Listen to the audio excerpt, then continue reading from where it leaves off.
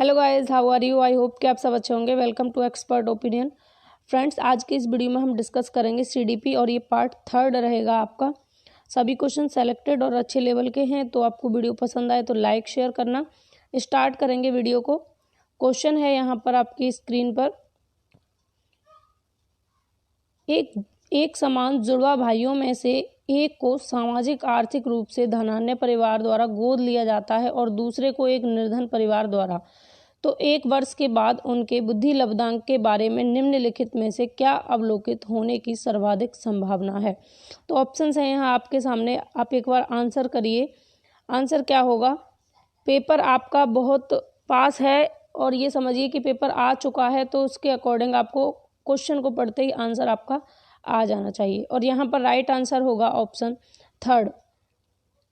ठीक है, right answer क्या होगा? ऑप्शन 3 होगा। सामाजिक आर्थिक स्तर बुद्धि लब्धांक को प्रभावित नहीं करता, क्योंकि कोई भी सामाजिक आर्थिक स्तर हो वो बुद्धि लब्धांक को कभी भी प्रभावित नहीं करता, ये आपको ध्यान रखना है। आगे बढ़ेंगे, अगला क्वेश्चन है नेक्स्ट। निम्नलिखित में से कौन सा सूक्ष्म गतिक कौशल का उदाहरण है? तो सूक्ष्म गतिक कौशल जिसमें हमारी छोटी छोटी मसल्स का यूज होता है, तो उसका एग्जाम्पल होगा यहाँ पर ऑप्शन 2 लिखना। ठीक है, अगला है 13 नंबर क्वेश्चन। मैं यहाँ पर जल्दी जल्दी आपको आंसर बताऊंगी क्योंकि अब प्रैक्टिस है, लास्ट टाइम है और हमने डिटेल में डिस्कस वाली वीडियोस बहुत सारी डिस्कस की हुई है। सीडीपी एंड पेडागोजी के नाम से प्लेलिस्ट बनी हुई है, अगर आपने नहीं देखी तो आप लोग देख सकते हैं। 13 नंबर क्वेश्चन है, वाइगोत्स्की के सिद्धांत का निहितार्थ है। तो ऑप्शन हैं यहाँ आपके सामने, आंसर करेंगे एक बार। तो वाइगोत्स्की कहते हैं कि सहयोगात्मक समस्या समाधान, यानी कि इन्होंने किसको बल दिया है? सामाजिक अंतःक्रिया का सिद्धांत इनका है। सामाजिक अंतःक्रिया का सिद्धांत कहें या फिर अन्योन क्रिया का सिद्धांत या सामाजिक सांस्कृतिक सिद्धांत कहें, SCL social cultural learning theory इन्होंने दी है। तो सहयोगात्मक समस्या समाधान की ये बात करते हैं। अगला क्वेश्चन है, किशोर डैश का अनुभव कर सकते हैं। तो किशोर किसका अनुभव कर सकते हैं ये आपको बताना है। राइट आंसर है यहाँ पर ऑप्शन 1, किशोर दुश्चिंता और स्वयं से सरोकार का अनुभव कर सकते हैं। अब आगे बढ़ेंगे 15 नंबर क्वेश्चन पर। 15 नंबर क्वेश्चन आपकी स्क्रीन पर, शारीरिक रूप से सक्षम बच्चों को सामान्यतः डैश होता है। जो शारीरिक रूप से सक्षम बच्चे होते हैं उनको क्या होता है ये आपको बताना है। तो शारीरिक रूप से सक्षम बच्चे, इनको होती है प्रॉब्लम किसकी? यहाँ पर राइट ऑप्शन होगा ऑप्शन डी। अब यहाँ आप कंफ्यूज हो सकते हैं, डिसकैलकुलिया होगा नहीं क्योंकि यहाँ गणना संबंधी कोई बात नहीं है। डिसलेक्सिया होगा नहीं क्योंकि पढ़ने संबंधी पठन विकार नहीं है। शारीरिक रूप से सक्षम यानी कि जो शारीरिक रूप से कोई कार्य करता है उनमें दिक्कत हो रही है। तो आपको पता है जब बच्चे को लिखने में प्रॉब्लम होगी, लिखना यानी कि हाथ से ही एक्टिविटी करेगा, तो जब लिखने में दिक्कत हो रही है तो शारीरिक रूप से सक्षम बच्चा है। आगे बढ़ेंगे, अगला क्वेश्चन। और यहाँ पर इस डिस्थीमिया की अगर बात करें तो गंभीर रूप से कोई डिसीज होती है उसके लिए होगा। आंशिक पुनर्वलन क्या है? ऑप्शन है यहाँ आपके सामने, आंशिक पुनर्वलन के बारे में आपको बताना है। आंशिक पुनर्वलन, इसके संदर्भ में ऑप्शन डी यहाँ पर सही होगा। सतत पुनर्वलन की अपेक्षा अधिक प्रभावी होता है। जो आंशिक पुनर्वलन होता है वो सतत पुनर्वलन की अपेक्षा ज़्यादा इफेक्टिव होता है, क्योंकि पुनर्वलन हमें कभी कभी देना चाहिए जब ज़रूरत पड़े। सतत पुनर्वलन हमेशा बेकार रहता है। जैसे कोई बच्चा है, स्कूल जाते टाइम आपने उसे 10 रुपये दे दिए और अगर आप ये प्रक्रिया पर डे दोहराते हैं तो बच्चा जो है भौतिकवादी हो जाएगा या उसको फिर पुरस्कार लेने की हैबिट हो जाएगी और वो पुरस्कार आपका प्रभावी कम रहेगा। जो पुनर्वलन आप दे रहे हैं 10 रुपये के रूप में, वो आपका प्रभावी कम होता चला जाएगा धीरे धीरे एक समय के बाद। इसलिए पुनर्वलन हमेशा आंशिक रूप में देना चाहिए, जब ज़रूरत लगे तब देना चाहिए। ठीक है, आगे है, एक सशक्त विद्यालय अपने शिक्षकों में निम्नलिखित योग्यताओं में से किसे सर्वाधिक बढ़ावा देगा? ये रिपीटेड क्वेश्चन है और बहुत इम्पोर्टेंट है। यहाँ पर आपको ये ध्यान रखना है कि शिक्षकों की बात हो रही है।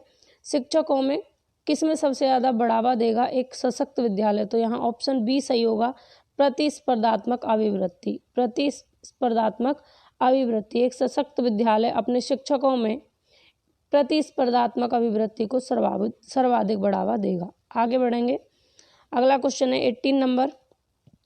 निम्नलिखित में से अंतः विषयी अनुदेशन का सर्वोत्कृष्ट लाभ यह है कि अंतः विषयी अनुदेशन का सबसे ज़्यादा लाभ क्या है, ये आपको बताना है। ठीक, ऑप्शंस हैं आपके सामने, आंसर करो एक बार। क्या होगा आंसर इसका? राइट आंसर क्या होगा इस क्वेश्चन का? राइट आंसर होगा इसका ऑप्शन बी, विद्यार्थियों को सीखे गए ज्ञान का बहु संदर्भों में अनुप्रयोग करने और सामान्यीकृत करने के अवसर दिए जाएं। यानी कि जो विद्यार्थी हैं उनका जो ज्ञान है उसको अलग अलग संदर्भों में वो प्रयोग कर सकें, अनुप्रयोग कर सकें, अप्लाई कर सकें और सामान्यीकृत कर सकें, यानी फिर एक रूल पर वो पहुंच सकें। ठीक है, ये ध्यान रखना है आपको। तो ऑप्शन बी यहाँ पर सही होगा 18 नंबर क्वेश्चन का। आगे बढ़ते हैं 19 नंबर क्वेश्चन। वे शिक्षार्थी जो समृद्ध ज्ञान और शैक्षणिक दक्षता की हार्दिक इच्छा प्रदर्शित करते हैं उनके पास होता है। तो ऑप्शन देखो इसके, एक बार आंसर करो। ऑप्शन देखने के बाद में ध्यान से आंसर करेंगे इस क्वेश्चन का। क्या होगा? बहुत ही इजी क्वेश्चन है, बस आप थोड़ा सा फोकस करके आंसर करेंगे तो आपका सही हो जाएगा, वरना आपका गलत हो सकता है। वे विद्यार्थी जो समृद्ध ज्ञान और शैक्षणिक दक्षता की हार्दिक इच्छा प्रदर्शित करते हैं उनके पास क्या होता है?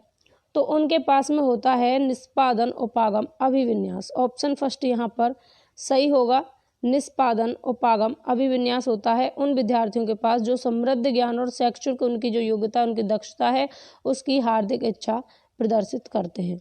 अगला क्वेश्चन नेक्स्ट, शिक्षक डैश के अलावा निम्नलिखित सभी को करते हुए समस्या समाधान को विद्यार्थियों के लिए मज़ेदार बना सकता है।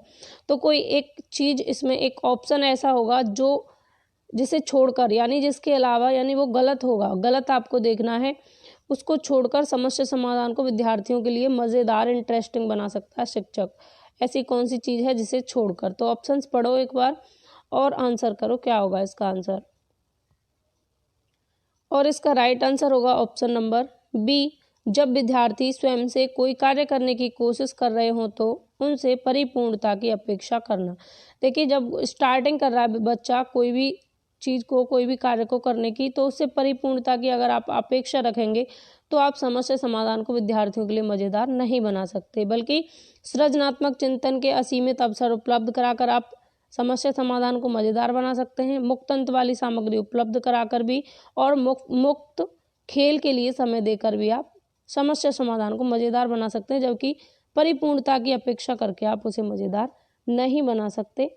आपको ध्यान रखना है, क्योंकि बच्चे जो होते हैं उनके द्वारा की गई जो गलतियां होती हैं उनको कम करने के लिए उन्हें प्रेरित करने की ज़रूरत होगी, ना कि उनसे परिपूर्णता की अपेक्षा करने की। ठीक है, आगे बढ़ेंगे अगले क्वेश्चन की तरफ। नेक्स्ट क्वेश्चन है 21 क्वेश्चन देखिए एक बार।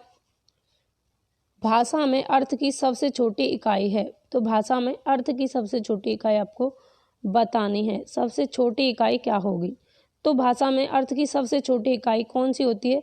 स्वनिम होती है। क्या होती है? स्वनिम होती है। ऑप्शन बी सही होगा। और इसे फोनिम कहते हैं। स्वनिम उच्चारित भाषा की ऐसी लघुत्तम इकाई है जिससे दो ध्वनियों का अंतर स्पष्ट होता है। दो ध्वनियों का अंतर यहाँ स्पष्ट करने की इकाई स्वनिम होती है। अब नेक्स्ट क्वेश्चन है, इसको देखिए एक बार। बहुबुद्धि सिद्धांत निम्नलिखित निहितार्थ देता है सिवाय। अब सिवाय की बात हुई, सिवाय, अलावा, केवल, या फिर कम तरह आंका जाता है, इस तरीके के अगर आपको वर्ड दिखेंगे तो आपको ध्यान रखना कि ये नेगेटिव क्वेश्चन है। तो बुद्धि लब्धि बहुबुद्धि सिद्धांत किसके निहितार्थ है? सिवाय।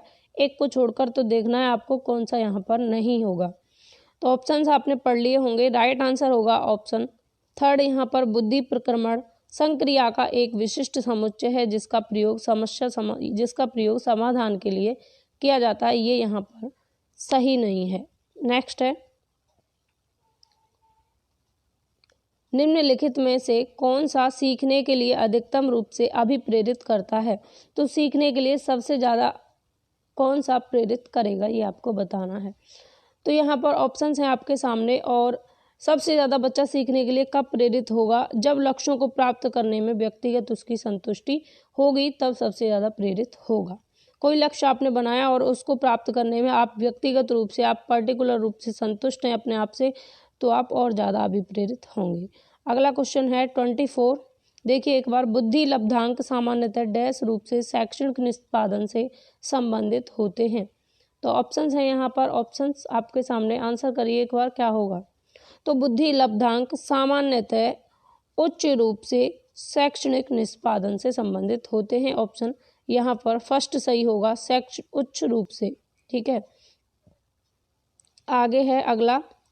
16 वर्षीय बच्चा बुद्धि लब्धि परीक्षण में 75 अंक प्राप्त करता है, उसकी मानसिक आयु डैश वर्ष होगी। तो कितनी होगी उसकी मानसिक आयु, ये आपको बताना है। आपको पता है मानसिक आयु बटे वास्तविक, मानसिक बुद्धि लब्धि इज इक्वल टू मानसिक आयु बटे वास्तविक आयु गुणा 100। ठीक है, तो देखिए यहाँ पर बुद्धि लब्धि दी है 75 बराबर, बुद्धि लब्धि कितनी दी है 75 बराबर, मानसिक आयु कितनी है, मानसिक आयु कितनी है बच्चे की आपको पता है, नहीं पता तो x मान लेंगे। वास्तविक आयु कितनी है 16 है। ठीक है, गुणा 100 करना है आपको। तो इनको जब हम कट करेंगे क्रॉस मल्टीप्लाई कर लेंगे, ये यहाँ पर 100 है ना, 100x हो जाएगा। तो इसको जब कट करेंगे आप तो यहाँ पर कितना आ जाएगा 12 आ जाएगा। बुद्धि लब्धांक कितना होगा 12 होगा। इसको सॉल्व करके देख लेना आप लोग, बाकी फॉर्मूला लगा लेना।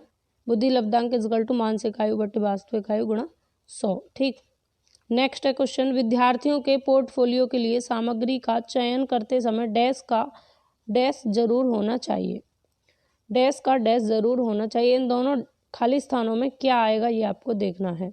पोर्टफोलियो के लिए सामग्री का जब आप चयन कर रहे होंगे तब। तो राइट आंसर एक बार करें क्या होगा।